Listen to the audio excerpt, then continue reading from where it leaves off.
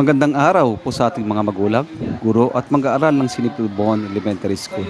Ngayon ay magsasagawa tayo ng parent orientation para sa aral program na nakapaloob sa Republic Act 12028. Ang programang ito ay lumisad upang higit pang mapaunlad ang kakayahan sa pagbabasa ng ating mga bata sapagkat naniniwala tayo na ang pagbabasa ang susi sa mas matatagumpay na pagkatuto. Ang pangunahing layunin ng aral program ay una, mapanatili at mapabuti ang kasanayan ng mga mag-aaral sa pagbasa at pag-unawa. Ikalawa, mabigyan ng sapat na suporta ang mga batang nangangailangan ng dagdag na tulong sa literacy skills. Tatlo, magkaroon ng mas aktibong partisipasyon ng mga magulang at guro sa pagtutulungan upang maabot ang reading proficiency ng mga bata. Sa paaralan, gagamitin ng mga guro ang mga estratehiya gaya ng guided reading sessions, paired reading activities, at saka yung paggamit ng phonics at sight words practice.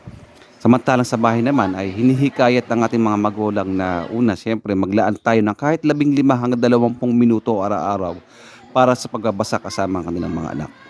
Gumamit tayo ng simpleng kwento o aklat at hayaang magbasa ang bata.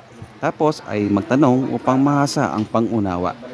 At siyempre, bigyang papuri at suporta ang bawat pagsisikap ng bata kahit maliit na progreso pa ito. Ang progreso ng ating mag-aaral ay susubaybayan sa pamamagitan ng una, regular na reading assessment ng guro, ikalawa, monthly monitoring reports, at ikatlo, yung feedback session kasama ang mga magulang upang malaman ang lakas at yung kahinaan ng kanilang anak sa pagbabasa. Higit sa lahat, mahalaga ang inyong suporta bilang mga magulang. So, narito yung unang paraan. Una, siyempre maging reading partner ng inyong anak sa bahay. Ikalawa, iwasan ang labis na paggamit ng gadgets na hindi makakatulong sa pagbabasa.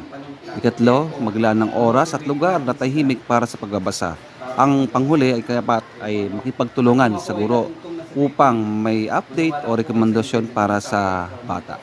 So, sa pamamagitan ng pagtutulungan ng paaralan at tahanan, makakamtan natin ang layunin ng aral program na walang batang maiiwan sa pagbabasa, sama-sama nating hubugin ang mga mag-aaral tungo sa mas maliwanag na kinabukasan.